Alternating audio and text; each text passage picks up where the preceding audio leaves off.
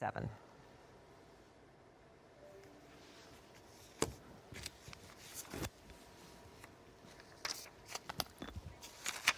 Okay, we are streaming live on ABC7, this pursuit that happened I think it started about 25 minutes ago, started in Lakeview Terrace. We are now in the East San Gabriel Valley along the 210, traveling eastbound, probably right now we passed Irwindale. So we are, as soon as I can get a locator, I can let you know. But we know that there are 3 burglary suspects in this Mercedes, and we don't know what exactly other warrants might be out for these people, but we know that there are at least 3 people in this vehicle. It began pursued by the LAPD and switched over to the CHP, and that has been going on for a good 20 minutes now. And this is Jory Rand joining the coverage here of this pursuit now eastbound on the 210. And as David Ono and Ellen, you were just talking about, it is shocking how clear the 210 is right now. Right? Where is this kind of openness anytime we have a story in San Bernardino or Riverside? Because it's never when I'm driving on This is not typical. And you see the police overhead right there. Is that a sheriff's chopper? CHP chopper keeping up with this pursuit right now. Last we saw 70, 80 miles an hour eastbound on the 210. Yeah, traveling mostly on the carpool lane, but he'll head over to the shoulder of the road. He's just been weaving in and out of the traffic. But look at this, it's wide open. And it always amazes me, Jory, they're like, where do they think they're actually going to go? Because you have the helicopter overhead, keeping an eye on them.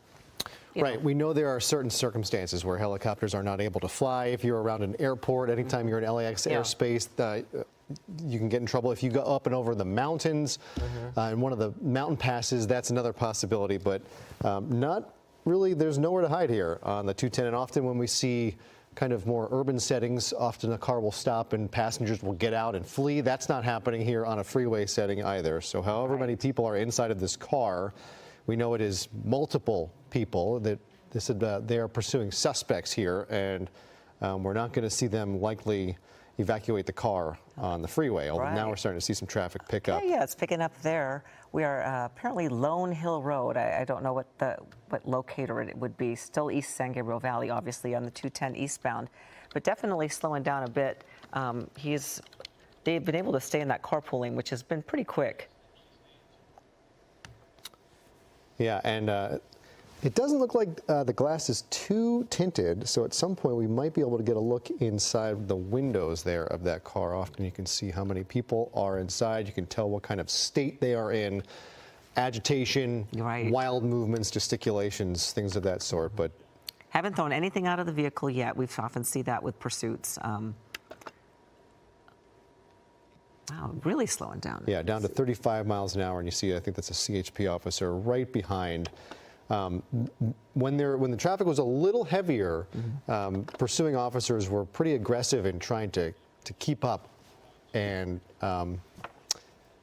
they're there right behind. You still see that CHP vehicle right behind this C-Class vehicle driving in. Is this still an HOV lane? Yeah, double white there, HOV lane. On the 210, this is the carpool lane heading eastbound in the East San Gabriel Valley.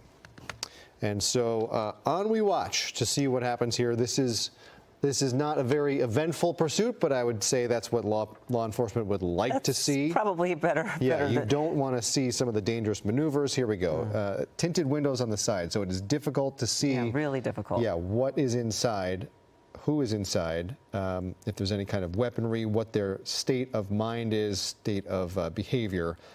And so we wait, now down to about 25 miles an hour. And we really don't know if they're armed. We really don't have much information yet. At least we don't. Maybe they have more information on these people, but don't know if he's armed or if there are, in fact, 3 people for sure.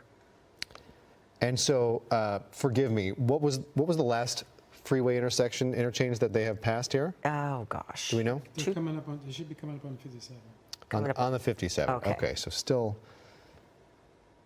a ways to go before you start looking at the 15 north or south, which way they're going to go. So several major freeway options, but in the left lane, that will take some maneuvering to get across these lanes of traffic. You wonder what the state of the gas tank situation is, how much fuel this car has, how long this can go. where they're headed and how committed these people are to getting away. If they're in this for the long haul, if they're just going to keep driving until the tank runs out or they try something, but there's really nowhere to go in this situation. This is just a relatively, I don't want to say slow speed pursuit, because last we saw was about 70 miles an hour. I don't know how much the helicopter might have been interfering with that speed, but this looks like a pretty average speed pursuit here on the 210 freeway. Nothing too wild. And if he keeps going eastbound on the 210, it eventually dumps out into the 10 and Redlands and heads out toward Palm Springs and Coachella Valley. So it's a matter of, we just don't know if he has a full tank or not. Right. Folks heading to Las Vegas know this route pretty well, or anywhere in the eastern San Gabriel Valley and beyond. Rancho Cucamonga, Riverside, San Bernardino, and ABC7 reporters know well when it's even further you start heading towards Hemet and well beyond. Yep.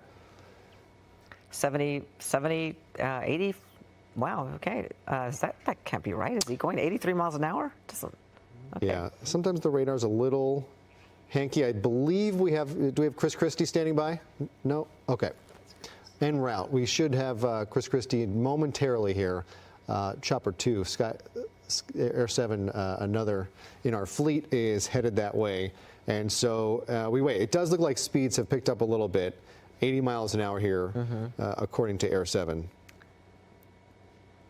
But again, this is what they want. This is what law enforcement wants. You don't want any crazy driving. Yeah. You don't want excessive speeds. You don't want weaving. He was driving on the shoulder of the road just a bit ago, but but thank goodness it hasn't been erratic speeds, horrible driving. I mean, it's just been garden variety pursuit in LA. You want uneventful. You want an uneventful chase. I can't tell. Is that another lane of traffic that they just pulled out of? I see it. It looks like a double yellow. Are we in the section of 2 lanes of carpool? He's in the carpool lane right now, but there's another lane that he's been crossing into. That is indeed the shoulder. Oh, okay. Yeah. So he has crossed over into the shoulder several times. In some areas, you see the double HOV lanes, but you can see there. Double yellow to the left in the carpool lane that driver is in right now, crossing back over into full lanes of traffic, number 2 lane if you're counting the HOV, and we'll see what happens here. Can we see what traffic looks like up ahead, if this is going to continue on at this speed, or whether you think this will slow down here? Several cars here in the HOV lane and back onto the shoulder. He's made it to the Claremont area now, so he's traveling, he's continuing to go east. He'll be out in Azusa soon. Yeah, and so we spoke a little too soon as far as uneventful. This is now driving on the shoulder. Yeah, they get a little more desperate. They see that they're getting, that helicopter is just right over that car. It's got to be a little intimidating to think, where are you going to go? There's nowhere to hide. Yeah, and you know there's a pursuing officer right behind, so they know they know they're not getting anywhere. Yeah, and as approaching of this point, Upland now, in Inland Empire. Yeah, I don't know if you saw that. It looked like a bit of dust kicked up there in the. You can see dust trailing from behind those tires. So driving on the shoulder, there is a lot of garbage, dirt, dust, chopped up tires. Yep. That are in there. So if you start talking about speeds of, we're here at 80 miles an hour on the shoulder, eventually you're going to run into some problems. And so now crossing back over into the HOV lane. We'll have to see if he decides to stay on the 210 or the 15 freeways coming up, that he could exit there. But right now it looks like he's dead set on that carpool lane to the 210 East. The Claremont Club. Okay, so in Claremont on the 210 here, Claremont Club? Like, Claremont Club, I don't know what that is. Yeah, every time there's an underpass or an overpass, there, you can see the cross street pops up for just a second. I keep trying to check it every time it goes by. You gotta be really fast, Jory. And this looks like, let's see if we can catch this here, and no, still 210, I know. Try and freeze frame that. Yeah. Yeah. Okay, Claremont Club. Headed toward Mountain Avenue in Ontario. Yeah, Claremont Club is just that section of the 210 where it bends a little north and then straightens back out due east in Claremont. So we're approaching Upland here, Rancho Cucamonga in a couple miles, and obviously beyond that we're talking Riverside, San Bernardino, or San Bernardino, Riverside. Right. And so Claremont, and it just goes. And it looks like traffic on this Tuesday at the 6:40 hour, which typically you would expect to see a little more traffic. That's true. It looks wide open right now, and I don't know if CHP or other law enforcement is pulling any traffic breaks, traffic stops, or blocking some on-ramps, but it is pretty wide slow. open. It sure does. Yeah, that's a good, quarter mile ahead of this car? Easily, yeah. He's got wide open space, and I guess he's going a little too fast to do any type of pit maneuver. If they did have a wide open space, could they even do it at this speed?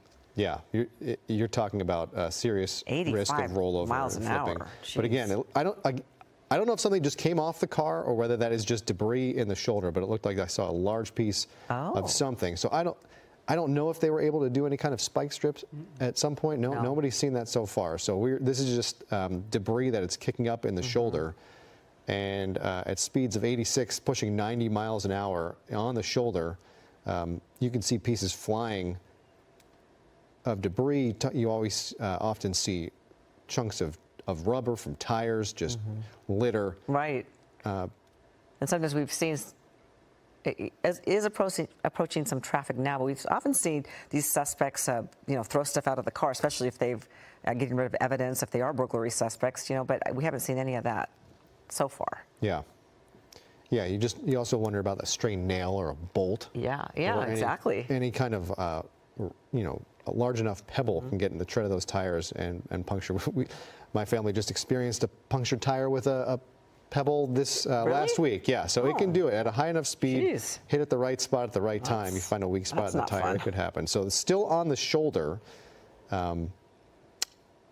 Yeah, the pavement's throwing me off a little bit, but that is the shoulder, and closing in on the retaining wall there.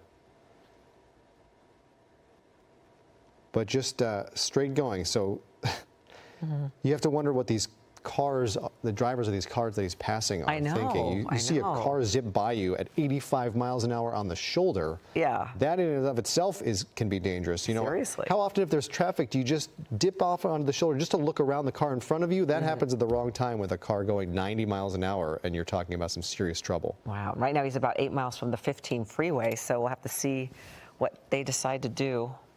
But yeah, driving on that shoulder is definitely a dangerous situation.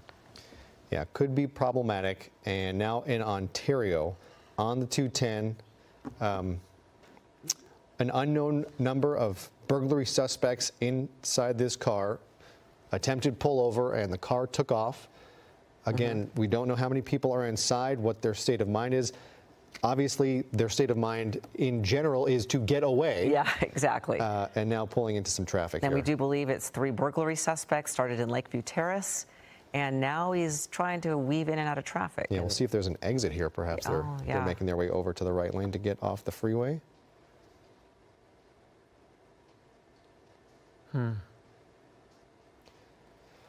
You would think at speeds like this that perhaps an officer would step in and try and stop it, but with this many other cars around, it's not something you're going to really see them do unless the situation would warrant, and right now it does not look like it does. Oh, there's a van. There goes that news van. Yeah, so there's a good view right there. Hi, guys. Keep up the great work. See if you can keep up safely with what's going on here. We'll check in with you later tonight, but this continues with Highway Patrol in pursuit now in the number 4 lane.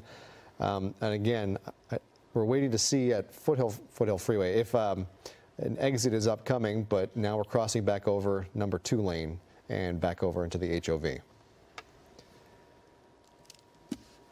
So it looks like we're about back up to 60 miles an hour or so in this pursuit, 72, and back up to speed as our signal's cutting out a little bit. You wonder if that's just sheer distance or if that is the heat, but this is video from earlier of this pursuit. Yeah, this is when he was really weaving in and out of traffic. This is back to the live shot, I believe, correct? Okay. Yeah. Back on the live. So yeah, he's approaching the 15, and it'll be the 215, and after that the 10. So we'll see what they decide to do. But now it's back to 90 miles an hour. Yeah. How long will we stay on the 210? Rancho Cucamonga area now. So he's made a lot of clocked some miles on this car. Yeah. And we don't know if this car is reported stolen or not. We haven't heard any other information. Very little coming into us. Yeah. Do we see plates on the back? Don't know. It's tough to tell with the sun reflecting whether that's hitting the. Yeah, it looks like there's a plate on there. So by now, law enforcement knows whether this is likely knows whether this is a stolen car or not. But onward we go. Yeah, I always think about the people that are in the car with the suspect driving. You know, that's got to be a horrible situation. I can't even imagine. So. Yeah, it's interesting. We see, so we have two choppers on this. Chris Christie is on his way in another, in our fleet, and it looks like the traffic being left behind this pursuit is starting to back up on the 210 eastbound, where we saw pretty free-flowing action here. 86 able to go, obviously on the shoulder, you're talking a different story, but at times it was just wide open. Behind what we're seeing on this camera, there is a pretty heavy flow of cars backing up, because once you have a lot of cars pulling over when they see the law enforcement, the lights and sirens. They're going to pull over. It's going to slow things down, and what was a pretty easy Tuesday commute, it looks like it is bogging down. Exactly. And we do have Chris Christie in Air 7 HD. And Chris, do you know anything about these suspects? Well, so far, I can only report what you guys have been talking about, but as we get a better glimpse behind him here, I can tell you, unfortunately, as I look at the situation from back here and also looking at our maps, the 210 really doesn't clear up for him. That carpool lane is a bit of a luxury right now, but really, the main lanes are pretty steadily, you've seen a lot of volume for a Tuesday afternoon here, but of course, we are in the prime of rush hour, so it doesn't completely surprise me. It makes a lot of sense, but obviously he has had a lot of luck in his way here, as he's had that carpool lane completely to himself. And the further east he gets, I can tell that there are more and more units joining the pursuit, and these are all, rest assured, California Highway Patrol units at that. So they are getting ready for a major felony stop once these three eventually either run out of gas or give themselves up. If they potentially make a run for it and foot bail, that's the other scenario. There has been talk of a spike strip. Interestingly, you can see there's people that are actually streaming this and actually pulling over on that overpass there to catch a glimpse of this pursuit. But there was talk of a spike strip. That would be highly unorthodox, but as you guys know, we do see it occasionally from time to time when the situation and the circumstances are just right. You might once in a while see a spike attempt on the freeway, but with this much traffic, doesn't really make a whole lot of sense to my mind, unless they find themselves in an area that's more secluded or with a lot less traffic, to say the least. But you can see here, as we get closer, the volume kind of breaks up a little bit, but he's still very much committed to that #1 lane at about 80 miles per hour. So not extreme speeds, but certainly doing just over the speed limit at a pretty steady clip here. At times he was slowing down with traffic, but then once he sees a straightaway, picking up right up to 80 to 90 miles per hour, and here comes another slowdown in that #1 lane. And as we look at it from this view, I count at least 5. Is there a 6th one back there, Rob? Yeah, there are several more further back. A 6th and another one. So a few more, closer to 8 to 10 units altogether in this pursuit. That's 8 to 10 behind him. The big question in my mind is how many are in front of him? Are they trying to create traffic breaks? Are they trying to meet up with him at entrance ramps or exit ramps up ahead here? You see this fake out that we've seen a number of times over the course of this pursuit as well. He'll get over to the left or over to the right where he sees an exit ramp, and then at the last minute swerves over the gore point as if he thinks he's going to lose those officers behind him. So far, he has had no such luck and is just continuing to play these games. But again, law enforcement has all the time in the world to play these games. He only has a finite amount of fuel in that tank, guys. Yeah, and you talk about traffic that's picking up. It becomes a bit of a moot point when this car just decides to use, the driver just decides to use the shoulder where it is wide open. And the spike strip, I cannot see a situation where you would expose an officer to trying to lay that down with a car driving at 80, 90 miles an hour and not a lot of room. You have the Jersey barrier. You find that officer exposed to some serious danger. And so I would not expect to see that, Chris. But again, as you said, we have seen crazier things happen in some of these pursuits. And again, this car on the shoulder, I don't know if you caught that, but a pickup truck was in the HOV lane and tried to pull over onto the shoulder, seeing the emergency vehicles, but not realizing that that car was using the shoulder as the roadway. Yeah, almost looked like he was trying to get involved there. You certainly saw some erratic moves by that pickup truck, and now you can see, as you said, Jory, he is fully utilizing that left shoulder. Now, for the next several miles, that's going to be fine, but as you get much further towards the east, there are limited shoulder opportunities along the 210 freeway. You mentioned the spike strip. One of the opportunities they may have been planning for and may still be planning for is if he gets off at an exit ramp. It's very difficult, as you said, to deploy the spike strip across the main lanes of a freeway. But it's much easier when you get to an exit ramp where there's only one lane and maybe a shoulder to play with. If he shows signs of exiting, you could potentially set up at exit ramps up ahead, and then you have a much better shot of possibly spiking one or both tires. But in any event, you can see for now, that appears to be off the window because he's all the way over in that carpool lane, weaving around anybody in his way and making full use of that left shoulder at a pretty high clip here. We'll go ahead and pop up the real-time speed tracker. I think we're still looking at triple-digit speeds now as he gets further east here into San Bernardino, where traffic is much more free-flowing. Very little slowdown from here on out. He could take this all the way out to the east and have nothing, really nothing hindering him whatsoever. But of course, the more he accelerates to triple-digit speeds, the faster he's going to go through the fuel in that Mercedes-Benz. Yeah, that car is moving right now, and you almost hope that driving on the shoulder at this kind of speed that maybe something there, a piece of debris, acts as its own spike strip. It won't have the same effect. Where what makes those spike strips so amazing, as you know, Chris, are the spikes come off and remain open for air to flow freely out of those tires, and it breaks it down pretty quickly. That would not happen with a nail or a bolt or something, some kind of piece of debris in the shoulder that you would hope would inflict some damage to the tire, but you never know.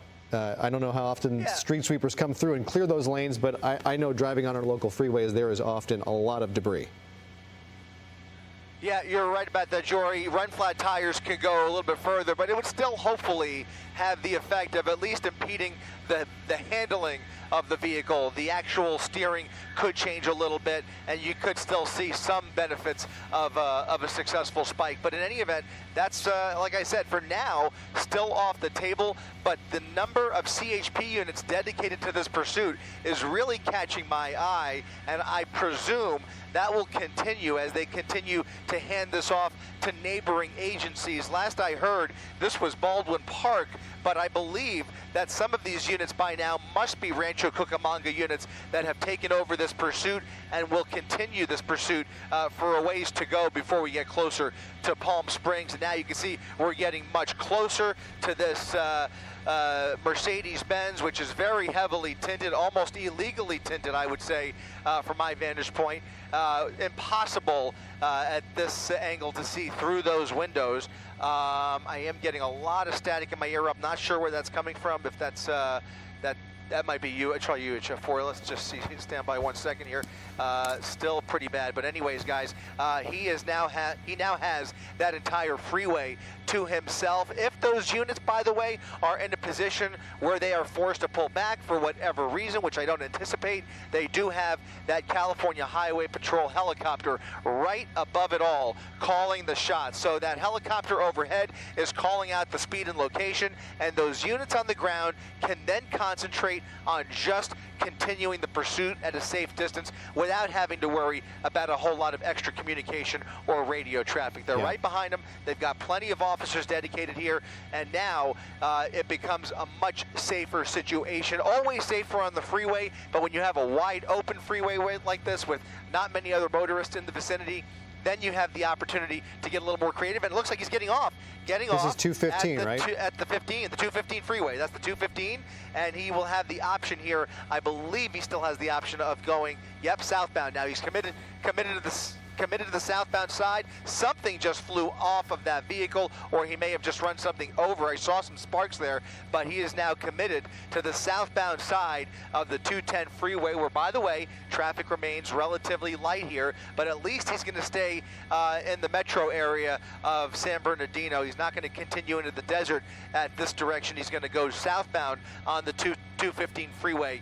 And maybe we'll start to figure out whether he has connections out here, whether he is familiar with this area, or whether he's just continuing this joyride along the freeway. But as long as he's on the freeway, that's where law enforcement would like to keep it. Guys, I'm going to hand it off to you for just a second until I figure out where the static. Oh, it might be. Yeah, you I got guess it. That's just coming from. You got it, Chris. Okay, so now 215 south. This now gives this driver the opportunity to head back into the LA metro area on a number of outlets, but anytime I see a car heading east like this car was, you wonder whether they're going to try and go up over one of the mountain passes where helicopters might have some trouble making it up and over. You talk about fuel and you talk about elevation, but now is this, so he might have just exited off of the 215. This is,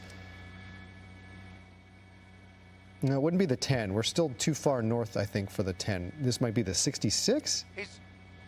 He's right there. He's right there on the 215, guys. I'm not Okay, sure if stayed you can on. hear me. And now coming to, yeah, now off of the freeway. Okay, this is at he did get up. baseline. He's at the exit ramp. Yeah. Okay, he's on Surface Street. He's making a left now on Baseline, going westbound on Baseline Avenue, and now maybe preparing right back on? to go the opposite way on the 215 freeway, doing a 180, and now going back northbound on the 215 freeway. And that's what I was starting to get at there. If we see these kinds of turns, it tells you, wait a minute, I'm not so comfortable. I don't know my way around here, or my final destination is not going in the direction that he was going. So for whatever reason, we're speculating, but for whatever reason, he's decided to go ahead and reverse course, get off the freeway, and now going the opposite way, northbound on the 215 freeway. Now, I would expect him to stay on the 215 freeway all the way up to the Cajon Pass, because if he gets onto the 210, which he could do, then he knows he's in for some more traffic, and something tells me that this guy does not want to keep fighting that traffic that he's been fighting for the better part of the last hour or so. That's just a guess, but obviously he may have a destination in mind, and that might be taking priority. In any event, he's going northbound now on the 215 freeway towards the Cajon Pass. We'll see. A wild, look at them, cutting off that Mack truck. A wild swerve in front of that 18-wheeler. A great move if you're trying to lose those officers, but there's plenty behind them to make up for that last-minute move. Another wild left-hand turn through that, fortunately, green light. And now this pursuit, again, back on surface streets, taking on a more dangerous profile here. And now we can expect a possible pit maneuver here if they see an opportunity. One has to believe that pit maneuver has been authorized by now. You would think, and it almost looked like that pursuing officer thought about it and just kind of realized there were too many cars around. But once you see a vehicle like this being pursued take wild movements like that, you can feel the desperation and the danger ratchet up pretty quickly and pretty noticeably. And it seemed like that officer knew what was going on, realized what was happening here, and thought about it, but then just didn't have the situational go ahead to be able to pull that off. And now we are on Highland Avenue, back on side streets. You know, we said early on here that it was an uneventful pursuit, and that's what you want to see from law enforcement's perspective.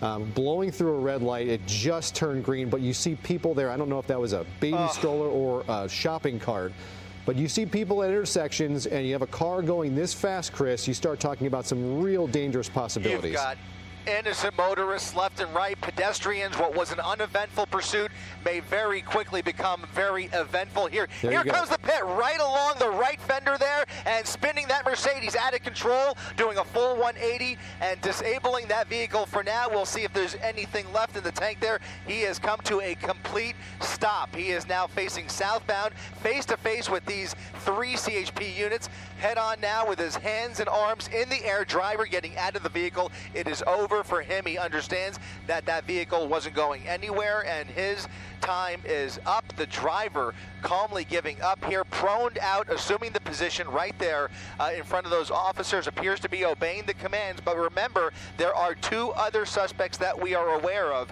inside that vehicle. So a textbook pit maneuver to finish this guy off and end this pursuit exactly the way they train at the academy. A perfect 180 face-to-face with those officers. Immediately they all jumped out, and the suspect fortunately gave up as they now attempt to detain the driver of that Mercedes-Benz. Again, we don't know if that Mercedes belongs to this guy or perhaps if it was indeed a stolen vehicle. We only know that the original one was burglary. These are burglary suspects as CHP and it appears San Bernardino Sheriff now involved in this pursuit as they appear to be taking over this arrest here. It looks like a number of different agencies, including, does that say ATF? I'm not sure. What does that vest say? It says police. It's just police. The Okay, LA I'm sorry. police, yeah. I thought I saw No, I saw something else. I think Never it says mind. Laverne. It could be a number of different agencies, including Laverne, which is not too far away. Also, you've got Fontana and San Bernardino. In any event, you can see them still very cautiously pointing their weapons at that vehicle, about to approach it momentarily. They definitely can probably make out those other suspects by now, but again, through those heavily tinted windows, it could be difficult, but I would expect they will begin approaching that vehicle momentarily using the PA system to give those orders for the passengers to one by one step out of the vehicle. What we're not seeing, by the way, Right, I don't see anyone else in there, do you? doors open. I don't. I don't. Yeah. I don't. These are obviously Like dark tinted windows, and we were told there were multiple suspects. But given how quickly the driver got out, Chris, I'm surprised that if there is somebody else in the car, that they haven't given up as quickly. It's rare you see. I mean, this was a driver who Here comes somebody else. Here comes somebody There we else. go. Here comes the passenger climbing out of the back seat into the driver's seat over the center console. Now about to give himself up. Hopefully here we will see. He may be injured. I'm not sure. He is collapsing out Someone of this else vehicle. inside. And now another person visible in the passenger seat. So that would add up to 3. If there is a 4th, we don't know. But that passenger from the back seat crawling over the driver's side onto the pavement there with his hands up appears to be cooperating as well. This would be suspect number 2 out of the back seat, driver in custody, and then one more person in the passenger seat who will be ordered out of the vehicle. But it doesn't appear, and you got to wonder why he didn't just come out of the back seat the good old-fashioned way by opening those doors, but for some reason he climbed out. Maybe the child lock was on, who knows. But in any event, now they are getting ready to order that third suspect who is sitting in that passenger seat out of the vehicle. And we would expect if she intends on giving up, she will be coming out as well in just a few seconds. But right now, you can see not much movement coming from that passenger seat, which is a little bit surprising. Yeah, now you see the officers backing away, and I don't know if this is a case of someone being non-compliant or they're just kind of regrouping to assess what's going to happen here. But this person doesn't appear to be moving inside, not making any motions to get out. I'm going to put my chips on non-compliant, and you can see that canine at the ready. Yeah, now here we go. That will be Here the we first. go. We see some movement coming out now. She is now thinking better of it and now coming out with her hands up, and good for her because that canine unit was ready to pounce the driver's seat of that vehicle if she didn't. And you can see, fortunately, it looks like this pursuit is coming to a peaceful resolution, but the suspects obviously taking their time crawling out of the vehicle. But fortunately, all's well that ends well. Fortunately, nobody hurt over the course of this high-speed pursuit out of the San Fernando Valley. LAPD, San Bernardino, CHP, a number of agencies bringing this pursuit to a peaceful resolution. Yeah, you have to imagine that it was made known that they have a canine unit there who they were about to send in if they had to, if no movement was made, because it looked like this woman did not want to get out. And then very quickly the decision was made to do so. But as I was saying earlier, Chris, it's rare you see a driver just know it's up. The jig is up. It's over, and he just got out and gave up. You know, we usually it takes a little more time or some kind of fight left in him. He had nothing left, and it was that's. You know, you'd rather not see a pursuit, but when it comes to an end, that's exactly what you want to see. It's over.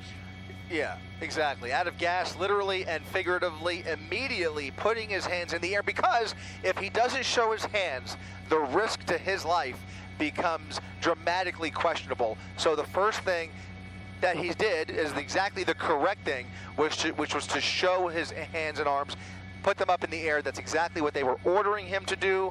The vehicle, fortunately, was immobilized. Once that inertia switch was flipped, that pit maneuver has the effect of disabling the vehicle completely, and it would require a full restart to turn the vehicle back on. Fortunately, that was not attempted, and he gave himself right up. And you can see uniformed and unmarked, plainclothes officers at the end of this pursuit from a number of different agencies, most likely bringing these suspects back into LA County. Yeah, and once again, kudos to that officer who pulled off the pit maneuver. We have seen many fail in the past. That was textbook, as you said, Chris.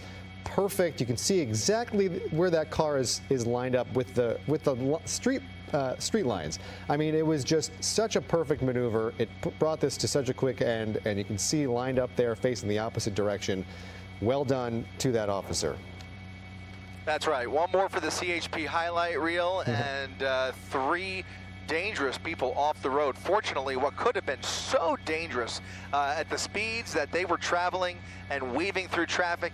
Again, when it was on the freeway, you breathe a little bit of a sigh of relief. Yeah. But once he got off the freeway, continuing those erratic moves and those wild left turns, I just start to take a deep breath, because you just never know what kind of a miscalculation that driver could make, and how much more dangerous these pursuits become. And fortunately, they wasted no time right off the freeway, and within a couple of minutes, they saw their opportunity. He took it, and a very well-earned steak dinner for him tonight, because we have exchanged some videotape of that pit maneuver now that we can replay. Just a perfect pit to end his day. Yeah, that driver gets the win or the save, however you want to classify this in baseball, but and we even have a rewind and a replay, just like they do in sports. Okay, so all clear here. Can't see that enough. Great job, and then the officer just gets on out of there, because they would be in the line of fire. But Chris Christie, thank you for hustling to this scene and adding to this coverage. Invaluable, and we thank you for this, and we'll see you at the next one, I'm sure. You got it, guys. That's right. Thank you, thank you.